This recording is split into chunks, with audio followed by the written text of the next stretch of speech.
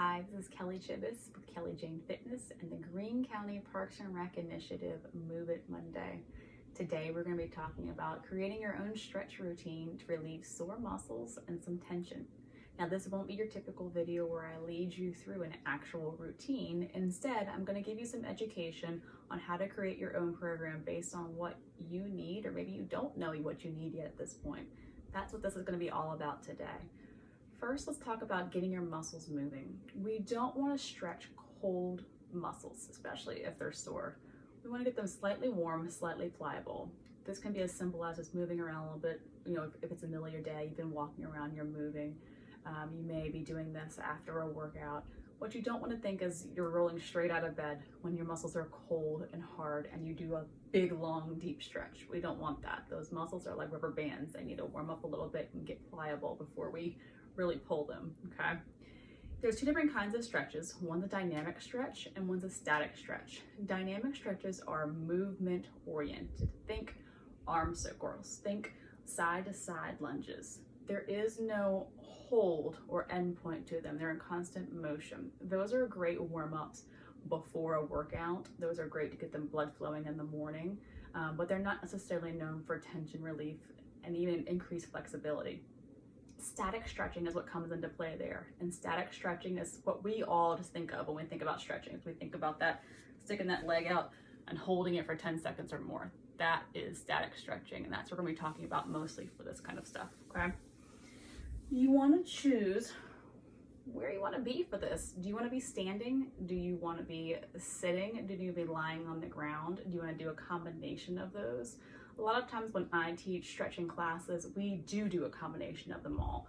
We start standing, we get some big, large motions going, get the blood flowing. Think a lot of bending over, twisting back and forth, standing, things like that. And then we slowly move to a seated position and doing some stretching there. And then we end up on our backs. That's kind of a full, long series that I would do. Now that doesn't mean that sometimes we just go straight to the floor. It depends upon what the structure of the program is. You want to choose.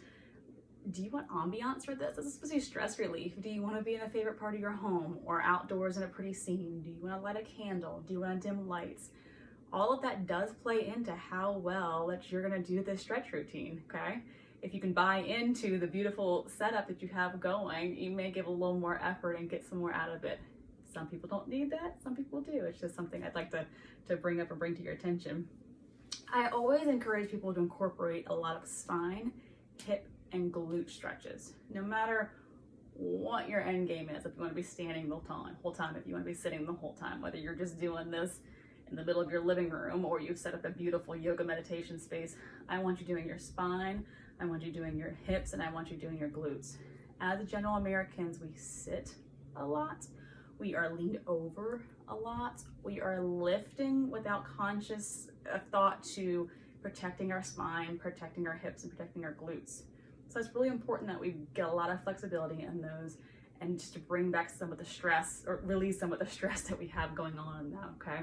So yes, we'll definitely gonna wanna do some arm motions, some neck motions, you know, legs, things like that, but really always focus on your spine, your glutes, and your hips, okay? That's a huge, huge plus you always wanna have in your stretching. You always wanna consider equal and opposite work.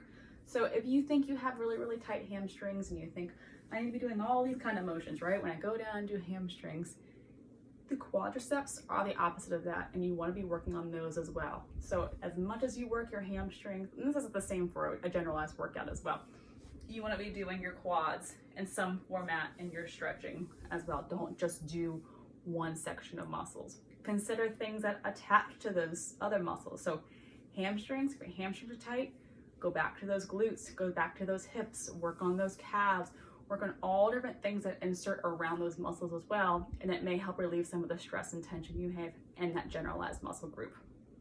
You also, I have to really, really enforce this. You don't have to be intimidated by stretching by feeling like you need to have a formal yoga routine. I'm gonna say that again. Stretching is your thing. It does not have to be a formal yoga routine. And this is not at all to downplay yoga, because yoga is a beautiful practice. However, we often get intimidated by hearing that term, yoga, the purest of yoga, and what it can do. It's absolutely an amazing, amazing art.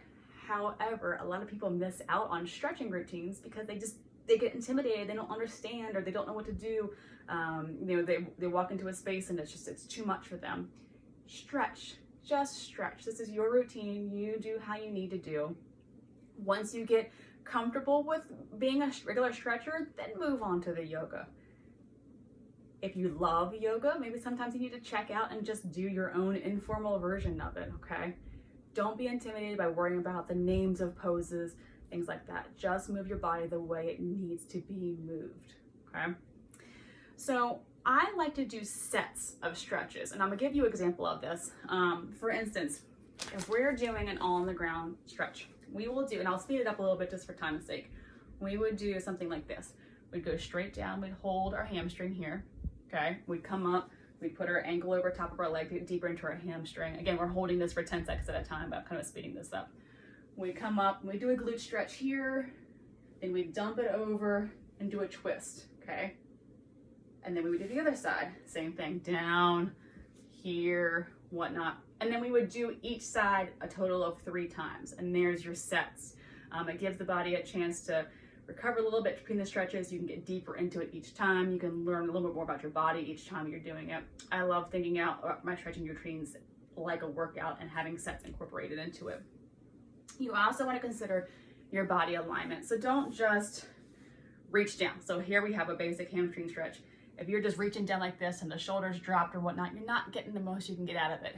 Take the time to line up your body, put that sternum on that leg, and really consider what hurts, what needs to be stretched out, what needs to be relieved, and get down there. Do you see the difference in my body and how everything's aligned versus just kind of doing this number? So put the effort into it and to really consider what you need to work on. Again, this is your stretch routine. I wanted to do this a little bit different than just leading you through something, because anybody can go onto Pinterest, anybody can go onto YouTube and find some sort of, stress relieving set, but I want to empower you to create your own on anytime, anywhere for you. So I hope you enjoyed it, and we'll see you next week.